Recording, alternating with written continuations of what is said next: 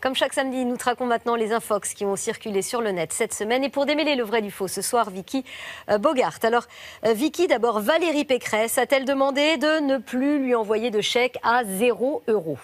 C'est ce que laisse croire une soi-disant capture d'écran du compte Twitter de son parti Les Républicains. Regardez, on peut y lire « Nous demandons aux plaisantins qui envoient des chèques de 0 € ou encore de 1 centime de cesser ». Mais c'est une infox, il s'agit d'un montage qui a été réalisé par le créateur du site parodique Nordpresse.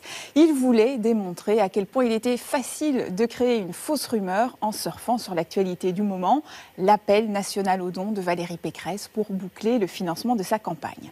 Son post original a été partagé plus de 10 000 fois et liké par 59 000 personnes. Alors que le démenti, c'est moins de 500 partages et un peu plus de 2 000 likes, l'infox a souvent plus de visibilité. Mais vous avez rétabli l'équilibre. Une photo montre-t-elle Kylian Mbappé en train de voter à la présidentielle dimanche dernier pour le premier tour?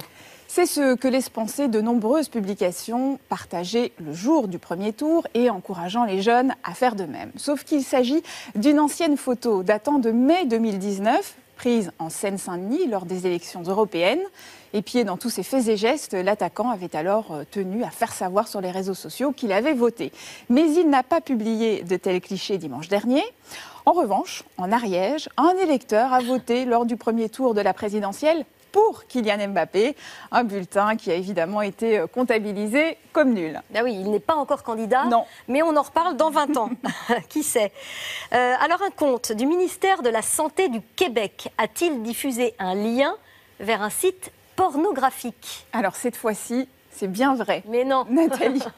Comme chaque matin, le ministère publie sur les réseaux sociaux le bilan quotidien des cas et des hospitalisations liées à l'épidémie de Covid, avec un lien censé diriger les internautes vers son site web. Jusque-là, il n'y a pas de problème.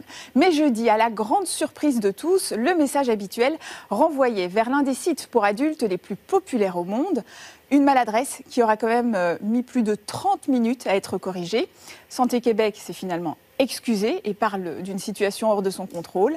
Des vérifications sont en cours afin de savoir exactement ce qu'il s'est passé. Ouais, des petits plaisantins ont dû s'amuser en tout cas. Merci beaucoup Vicky pour ces informations.